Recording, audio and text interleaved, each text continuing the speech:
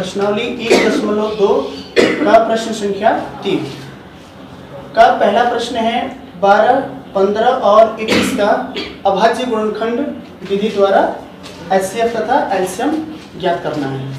ठीक है, देखिए हम लोग कह रहे हैं क्या, सबसे पहले इन तीनों संख्याओं का अलग अलग गुणनखंड करेंगे, 12 का, 15 का और फिर 21 का, तीनों का अभाज्य गुणनखंड करेंगे अलग अलग।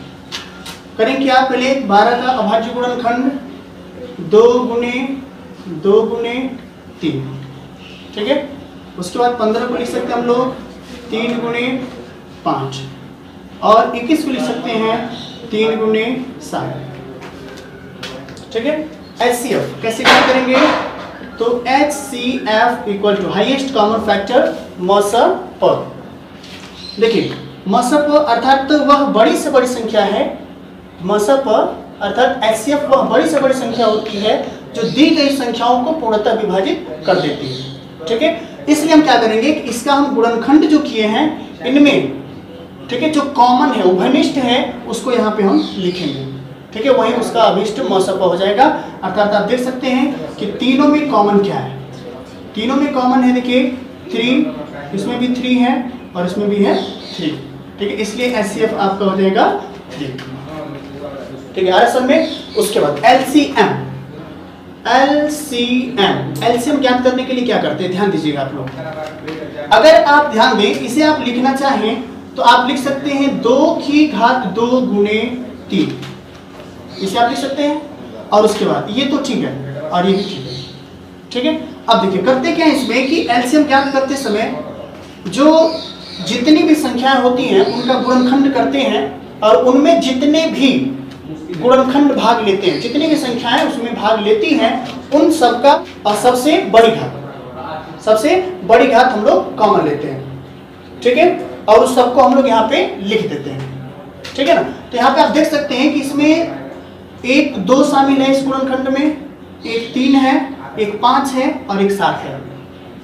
जो तीनों के गुणनखंड में जो संख्याएं हैं वो 1 2 है, एक 3 है, एक 5 है और एक 7 है ना। अब देखिए करेंगे क्या कि इसमें सबसे जो बड़ी घात वाला है, ठीक है, उसको यहाँ पे लेंगे। तो आप देख सकते हैं कि 2 की तीनों में जो सबसे बड़ी घात है 2 की घात 2 है। ठीक है, इसलिए एलसीएम 2 की घात 2 गुणे, उसके बाद इसमें 3 भी है, 3 की सबसे बड़ी घात ओनली 3 की पावर 1 है, अर्थात यहाँ पे लिखेंगे 3 और इंटू, उसके बाद यहाँ पे 5 और इंटू 7।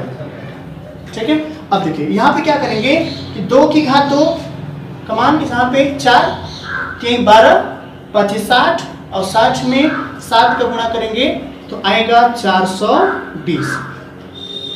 समझ में आ रहा है, यही आपका अभिष्ट आपका एलसीएम है। ठीक है, आगे समझ में। चलिए एक और एग्जांपल देखते हैं, एक एग्जांपल देखते हैं छोटा सा। तो मान लेते हैं कि यहाँ पे 16, 12 और फिर उसके बाद यहाँ पे है 18। इसका एलसीएम निकालना सीखते हैं। एचसीएफ आप जानते हैं, एलसीएम कैसे निकालते हैं, अभाज्य गुणनखंड विधि द्वारा। ठीक है, क्योंकि ये जो है आपका 9th में भी नहीं है, ठीक है, निचली कक्षाओं में है, शायद आप भूल भी गए होंगे। ठीक है, एक बार इसको रिपीट करते हैं। 16 को आप लिख सकते हैं 2 की घात 4, लिख सकते हैं। 12 को आप लिख सकते हैं 2 की घात 2 गुणे 3, ठीक है।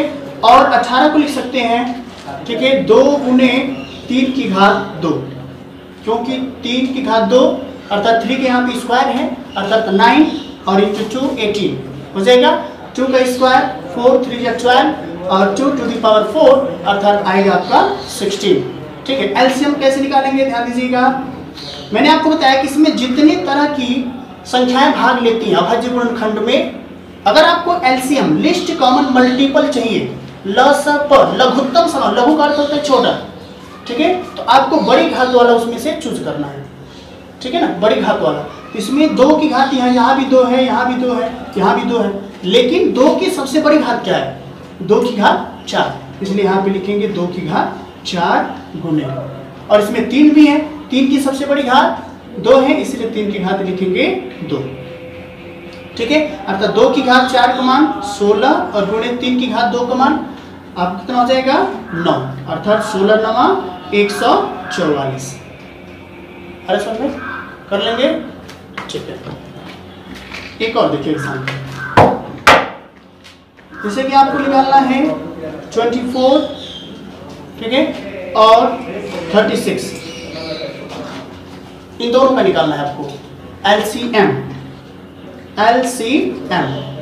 तो क्या करेंगे, इसको आप लिख सकते हैं 2 इंटू, ठीक है, 2 इंटू 2 इंटू, ठीक है, 3, या इसे आप लिख सकते हैं 2 का क्यूब इंटू 3 लिख सकते हैं, और 36 को आप लिख सकते हैं 2 इंटू 2 इंटू 3 इंटू 3 लिख सकते हैं। देखिए 2 दूना के 4, 3 12 3 36।